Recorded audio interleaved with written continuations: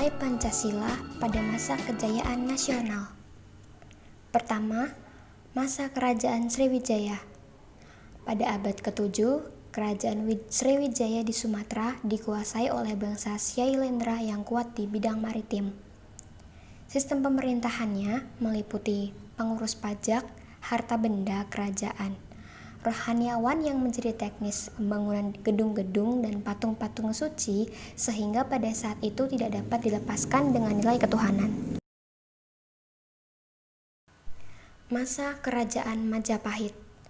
Pada masa ini, Majapahit berdiri di tahun 1932 di pemerintahan Hayam Wuruk dengan Mahapatih Gajah Mada. Agama Hindu dan Buddha dapat hidup berdampingan pada masanya. Empu Prapanca menulis buku Negara Kertagama dan terdapat istilah Pancasila. Sedangkan Empu Tantular mengarang buku Sutasoma Seloka Persatuan Nasional yang berbunyi Bhinneka Tunggal Ika Tanhana Dharma Mangruah. Prakemerdekaan. Pancasila adalah ideologi dasar negara dan rumusan kehidupan bagi bangsa. Pada tanggal 1 Maret 1945, dibentuklah Badan Penyelidikan Usaha Persiapan Kemerdekaan Indonesia atau disebut BPUPKI untuk merumuskan Pancasila sebagai dasar negara. Kemudian penjajahan Belanda. Belanda memasuki Indonesia pada tahun 1596 dan mendirikan serikat dagang yang bernama FOC. Kemudian pada tahun 1608 Sultan Agung Mataram mengadakan perlawanan pada Batavia. Dan di tahun 1929 menewaskan Gubernur Jenderal J.P. Kong. Penjajahan Jepang. Jepang memasuki Indonesia pada 1942.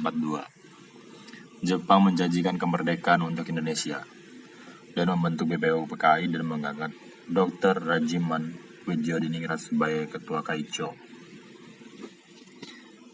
PPKI. Pada pertengahan bulan Agustus 1945 akan dibentuk PPKI. Untuk keperluan itu Insinyur Soekarno dan Bung Hatta dan Dr. Rajiman diberangkatkan ke Saigon atas panggilan Jenderal Besar Terauchi. Pada tanggal 9 Agustus 1945, Jenderal Terauchi memberikan kepada mereka 3 cap, yaitu bahwa Soekarno diangkat sebagai Ketua PPKI, Muhammad Hatta sebagai Wakil, dan Rajiman sebagai anggota. Panitia persiapan boleh mulai bekerja pada tanggal 9 Agustus 1945 dan cepat atau tidaknya pekerjaan panitia diserahkan sepenuhnya pada panitia. Zaman Kebangkitan Nasional. Di antaranya adalah Budi Utomo dipelopori oleh Dr. Wahidin Sudirohusodo pada 20 Mei 1908. Kemudian Sarekat Dagang Islam atau SDI tahun 1909.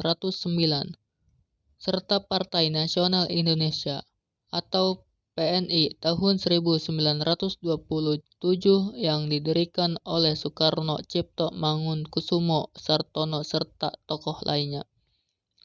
Pada tanggal 28 Oktober 1928, lahirlah Sumpah Pemuda sebagai penggerak kebangkitan nasional yang menyatakan satu bangsa, serta satu tanah air, yaitu Indonesia Raya.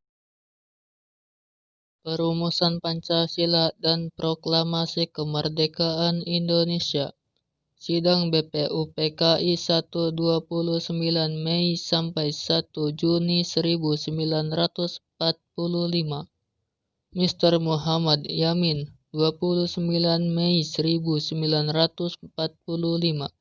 Pri kebangsaan, pri kemanusiaan, pri ketuhanan, pri kerakyatan, dan pri keadilan. Profesor Dr. Supomo 31 Mei 1945. Kesatuan, kekeluargaan, keseimbangan lahir dan batin, musyawarah keadilan rakyat. Dr. Insinyur Soekarno 1 Juni 1945. Pancasila adalah sebagai dasar filsafat negara dan pandangan hidup bangsa Indonesia. Piagam Jakarta 22 Juni 1945. Sidang BPUPKI 2 10 sampai 16 Juli 1945. Dibentuknya Panitia 9. Proklamasi Kemerdekaan 14 Agustus 1945. Sekembalinya dari Saigon, Insinyur Soekarno mengumumkan bahwa Indonesia akan merdeka sebelum jagung berbunga. 16 Agustus 1945. Pada tengah malam, Soekarno-Hatta pergi ke rumah Laksamana Maeda di Oranye, Nassau Boulevard.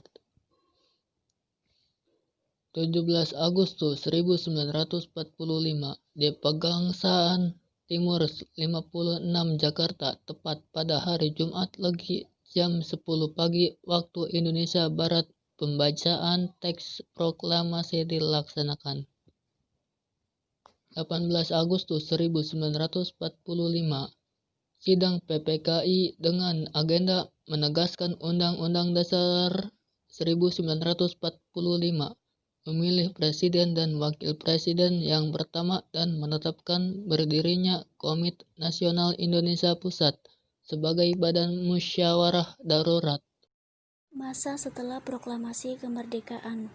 Setelah proklamasi, ternyata Indonesia masih dijajah oleh Belanda, yaitu pemaksaan untuk mengakui pemerintah Nica atau Nederland Indisch Civil Administration untuk melawan propaganda Belanda pada dunia internasional. Maka pemerintah Republik Indonesia mengeluarkan 3 buah maklumat. 1. Maklumat Wakil Presiden nomor 10 tanggal 16 Oktober 1945 yang menghentikan kekuasaan luar biasa dari presiden sebelum masa waktunya atau seharusnya berlaku selama 6 bulan. 2. Maklumat Pemerintah tanggal 3 November 1945 tentang pembentukan partai politik yang banyak-banyaknya oleh rakyat. 3. Maklumat Pemerintah tanggal 14 November 1945 yang intinya mengubah sistem kabinet presidental menjadi kabinet parlementer berdasarkan asas demokrasi liberal atau pembentukan negara RIS. Pada tanggal 27 Desember 1949, Konferensi Meja Bundar atau KMB dilakukan untuk disetujui dan ditandatangani atau mantel resolusi oleh Ratu Belanda Julian dan Wakil Pemerintah Republik Indonesia di kota Den Haag yang menghasilkan keputusan sebagai berikut. 1. Konstitusi RIS menentukan bentuk negara serikat atau federal yang membagi Indonesia menjadi 16 negara bagian. 2. Konstitusi RIS menentukan sifat pemerintahan berdasarkan asas demokrasi liberal pada menteri bertanggung jawab kepada parlemen. 3. Mukadimah Konstitusi RIS menghapuskan jiwa dan isi pembukaan Undang-Undang Dasar 1945. 4. Terbentuknya Negara Kesatuan Republik Indonesia tahun 1950.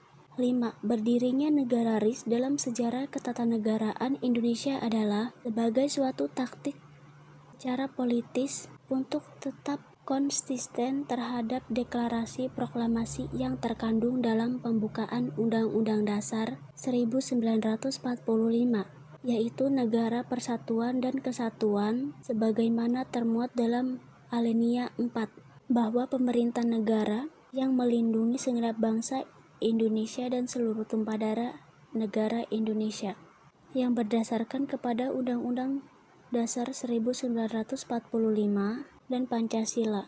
Hal tersebut terjadilah gerakan unitaritis secara spontan dan rakyat untuk membentuk Negara Kesatuan, yaitu menggabungkan diri dengan Negara Proklamasi Republik Indonesia yang terpusat di Yogyakarta. Dekret Presiden 5 Juli 1959. Pada pemilu tahun 1959 ternyata tidak sesuai dengan kebutuhan dan keinginan masyarakat. bahkan mengakibatkan ketidakstabilan pada politik, sosial, ekonomi, dan hankam. Hal ini disebabkan oleh konstituante yang seharusnya membuat Undang-Undang Dasar Negara Republik Indonesia ternyata membahas kembali dasar negara. Maka pada tanggal 5 Juli 1959 yang menyatakan Presiden sebagai badan yang harus bertanggung jawab mengeluarkan dekret atau pernyataan yang isinya 1. Membubarkan konstituante. 2. Menetapkan kembali Undang-Undang Dasar sementara 1945 dan tidak berlakunya Undang-Undang Dasar sementara 1950. 3. Dibentuknya MPRS dan DPAS dalam waktu sesingkat-singkatnya. Masa Orde Baru. Orde Baru adalah suatu tatanan masyarakat dan pemerintahan yang menuntut dilaksanakannya Pancasila dan Undang-Undang Dasar 1945 secara murni dan konsekuen. Munculnya Orde Baru ini diawali dengan adanya aksi dari seluruh masyarakat, antara lain Kesatuan Aksi Pemuda Pelajar Indonesia atau KAPI, Kesatuan Aksi Mahasiswa Indonesia atau KAMI, Kesatuan Aksi Guru Indonesia atau KAGI, dan lainnya. Hal tersebut menuntut dengar 3 tuntutan atau yang dikenal dengan teritura. Berikut isi teritura. 1. Pembubaran PKI dan ormas-ormasnya. 2. Pembersihan kabinet dari unsur G30 SPKI. 3. Penurunan harga. Oke. Pancasila dalam konteks reformasi masa Orde Baru. Paradigma pembangunan nasional bidang kebudayaan mengandung pengertian Pancasila adalah etos budaya persatuan, di mana pembangunan kebudayaan menjadi sarana pengikat persatuan dalam masyarakat yang menjemuk paradigma pembangunan nasional bidang hankam atau pertahanan dan keamanan. Paradigma ilmu pengetahuan memasuki kawasan filsafat, ilmu philosophy of science.